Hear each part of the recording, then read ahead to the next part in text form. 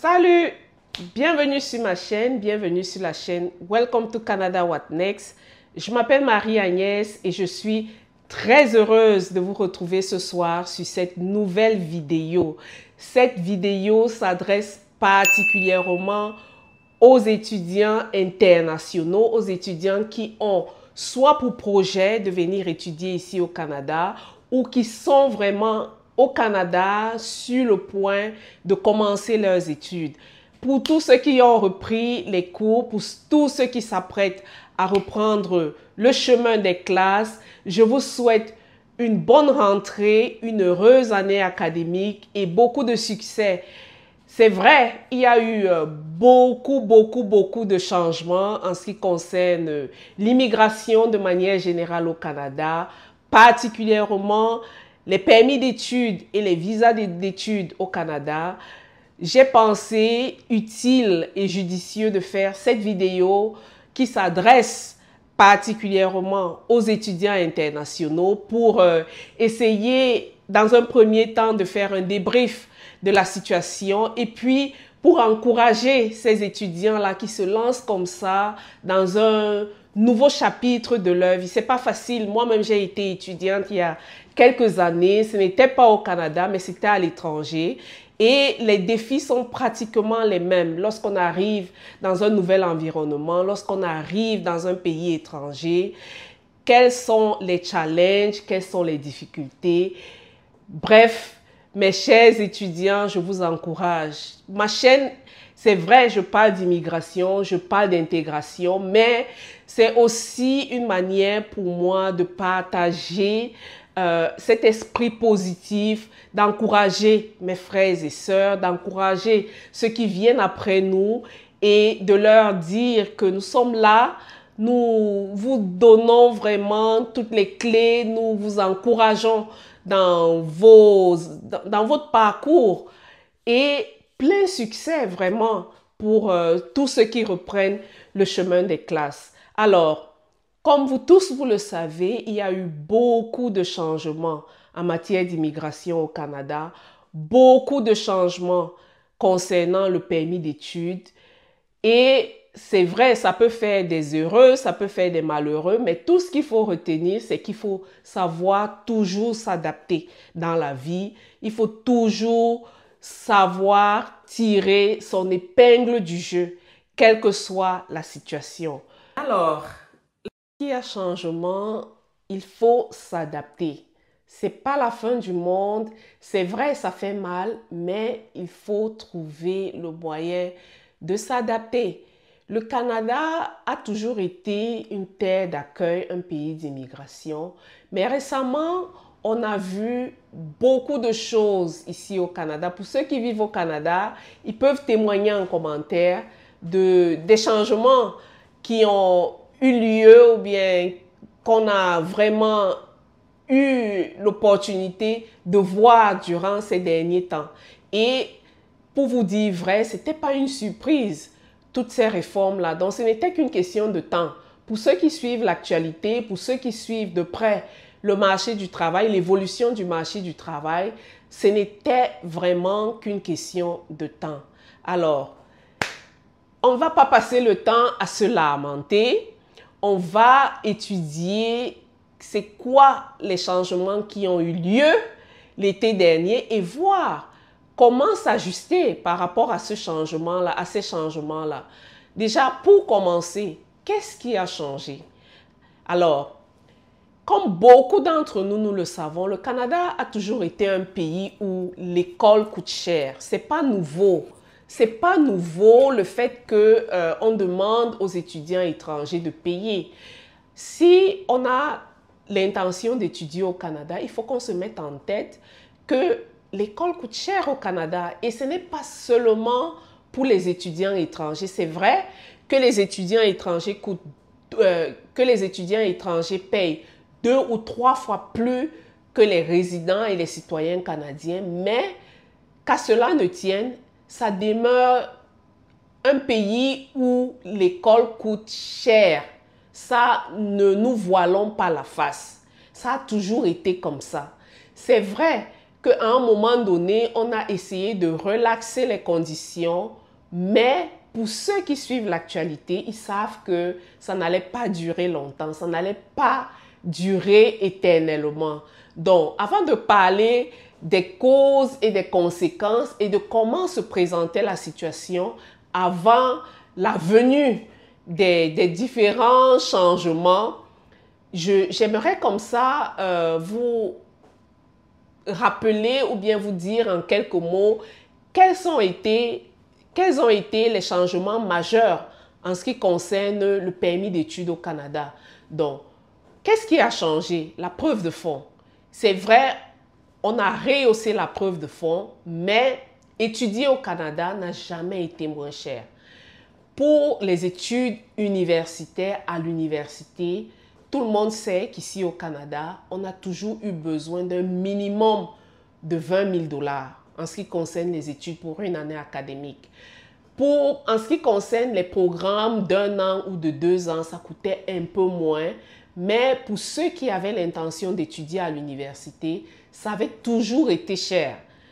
Maintenant, le fait qu'on a rehaussé le plafond de la preuve de fond, ça ne facilite pas les choses. Donc, il y a un cap maintenant, il y a un minimum qu'on demande à chaque étudiant de prouver pour venir étudier au Canada. Donc, la preuve de fond a été relevée.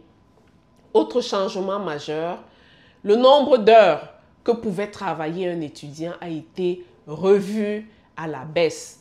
C'est vrai, avant la COVID, il y avait un cap.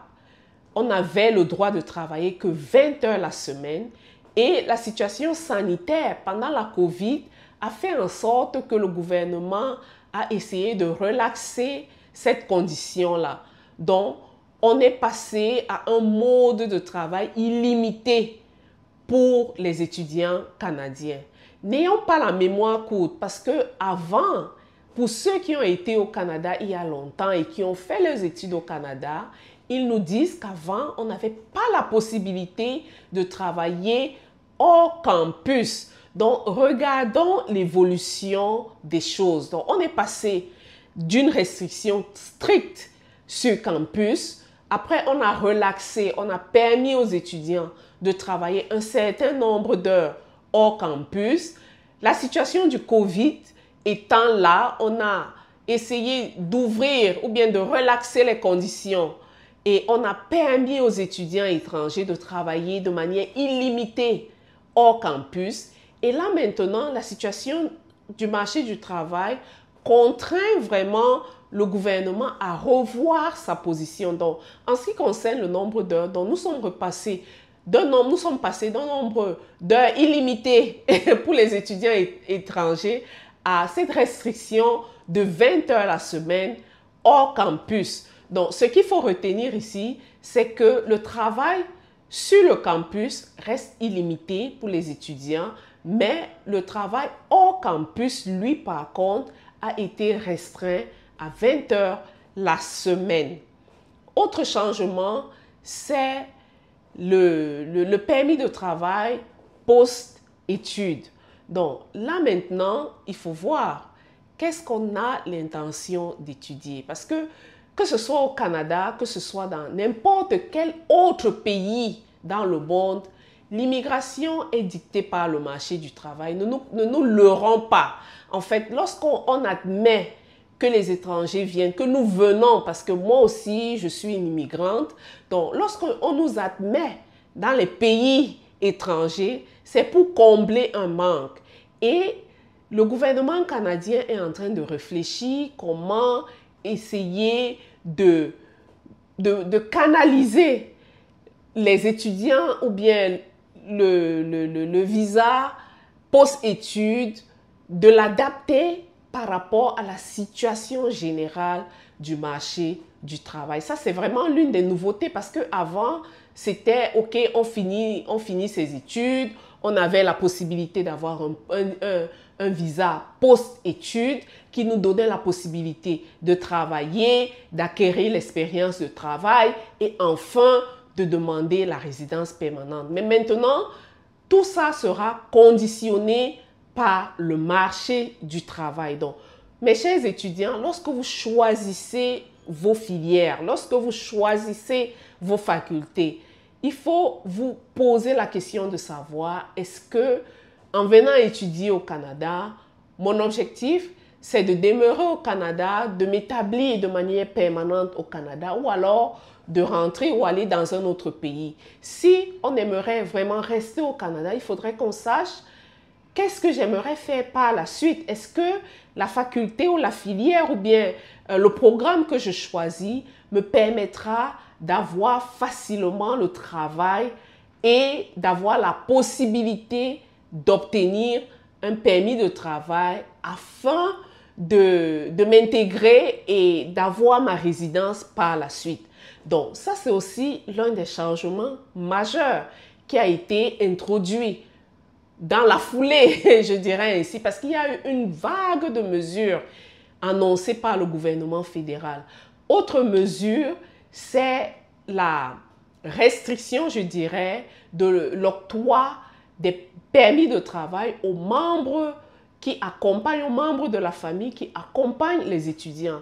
Jusqu'ici, les personnes qui accompagnaient, que ce soit les époux ou alors les conjoints de fait, qui accompagnaient les étudiants avaient la possibilité de demander un permis de travail ouvert.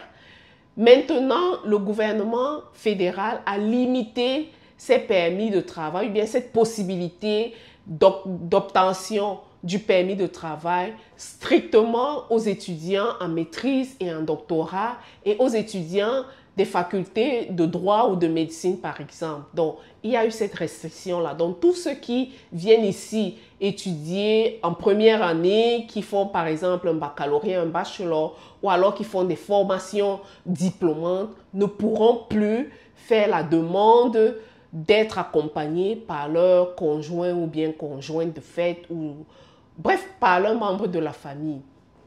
Donc, ça, c'est aussi l'un des changements majeurs en ce qui concerne le permis d'études.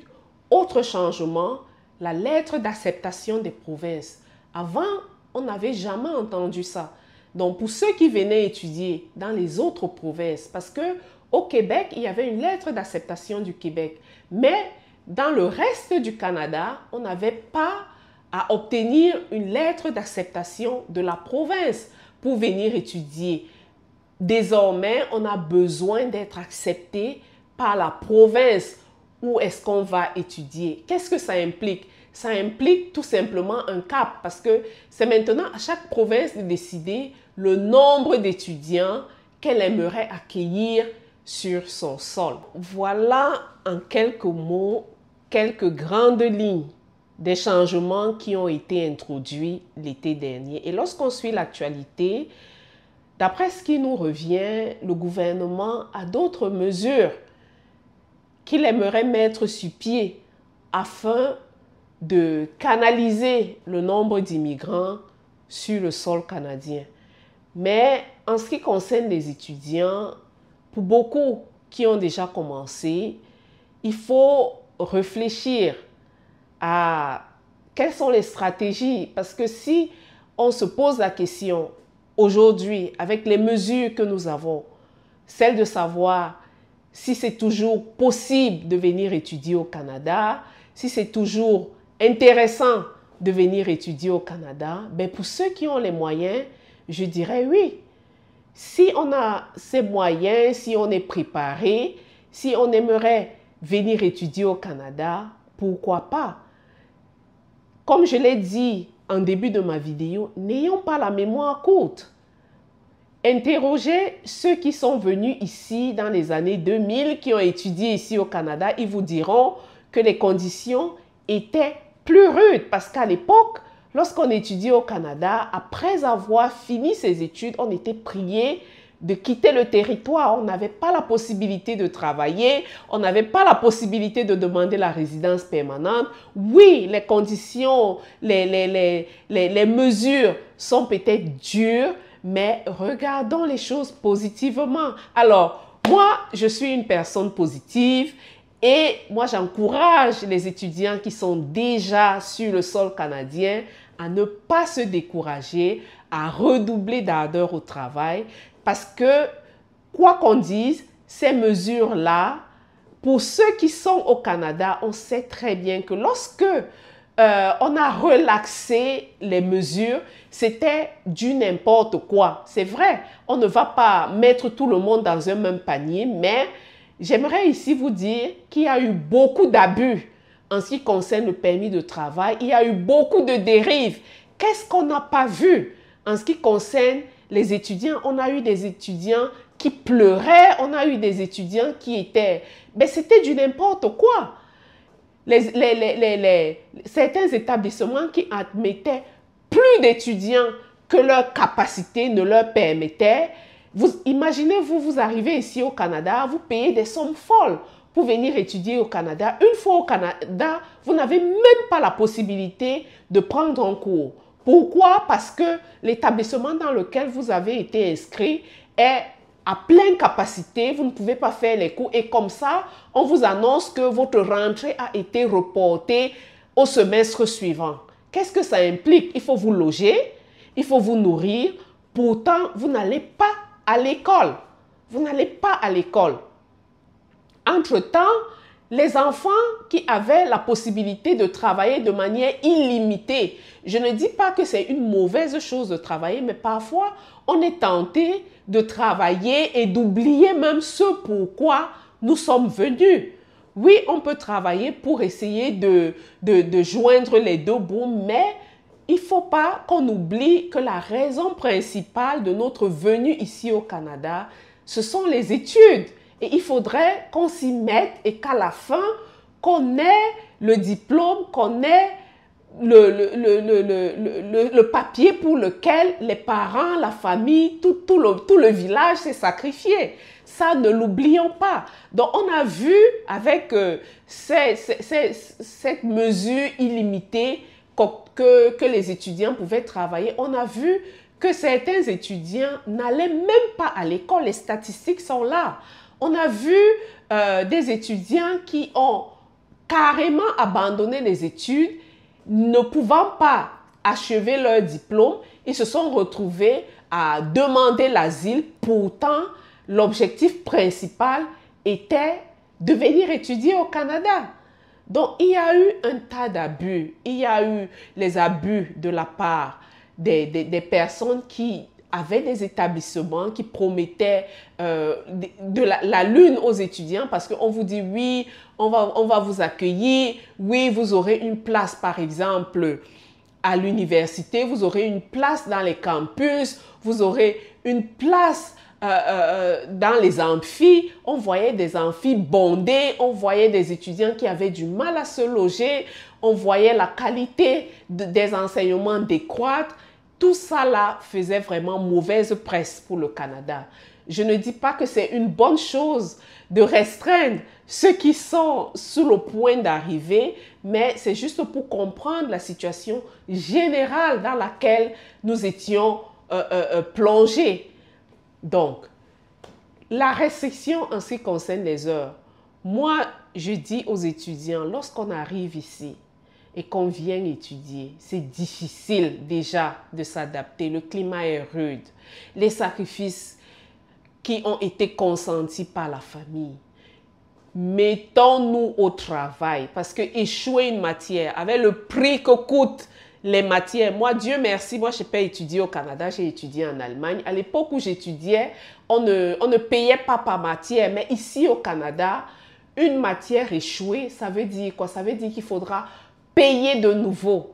Donc, de grâce, pour toutes ces familles qui se sacrifient, pour tout le village qui se sacrifie, asseyons-nous, étudions. Même s'il faut travailler, il faut qu'on soit conscient du fait que nous sommes venus étudier. Travaillons dans la mesure de nos possibilités, mais n'oublions pas le pourquoi, ce pourquoi nous sommes venus au Canada. On pleure en ce qui concerne la restriction des nombres d'heures travaillées.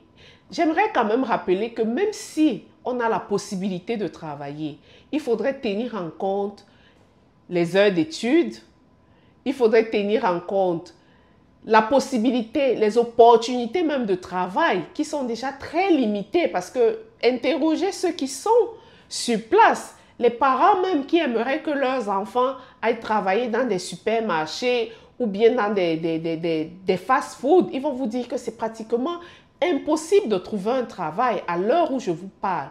Donc, pour les étudiants internationaux, c'est vrai, c'est difficile qu'on ait relevé la preuve de fond, mais je dirais aussi que d'un côté, il faut être réaliste, il faut être objectif. Parce que sans argent, c'est difficile.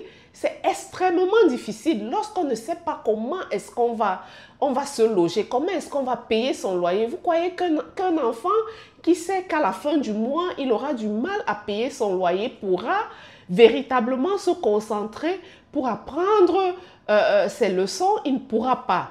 Donc, oui, ça coûte cher, mais préparons-nous. Parce que ce message, pour moi, veut dire tout simplement que si quelqu'un a l'intention de venir étudier au Canada, cette personne doit mieux se préparer, doit mieux se préparer financièrement, doit mieux se préparer moralement, doit vraiment mieux se préparer psychologiquement, parce que lorsqu'on dit se préparer moralement, se préparer financièrement, peut-être que on peut croire que c'est vraiment des mots en l'air, mais ce n'est pas des paroles en l'air, parce que lorsque vous venez étudier ici au Canada, c'est un projet de vie. Vous devez mûrir votre projet, vous devez savoir exactement ce que vous voulez faire et ce que vous voulez devenir. Parce que c'est vrai, on étudie, mais après, qu'est-ce qu'on aimerait faire? Est-ce qu'on aimerait rester ici au Canada? Est-ce qu'on aimerait aller ailleurs? Il faudrait mieux se préparer, bien choisir sa filière, bien se préparer financièrement, bien se préparer et savoir où est-ce qu'on veut étudier toutes les possibilités. Est-ce que le fait d'aller à l'université, c'est un bon programme pour moi? Est-ce que je ne gagnerai pas en faisant, par exemple, un programme court? Donc, il faut vraiment bien se préparer, étudier la situation générale, étudier le marché du travail afin de prendre une décision éclairée. Et lorsqu'on parle, par exemple, du travail, si on est limité par le travail hors campus, cherchez le travail sur le campus, par exemple. Il y a des stratégies.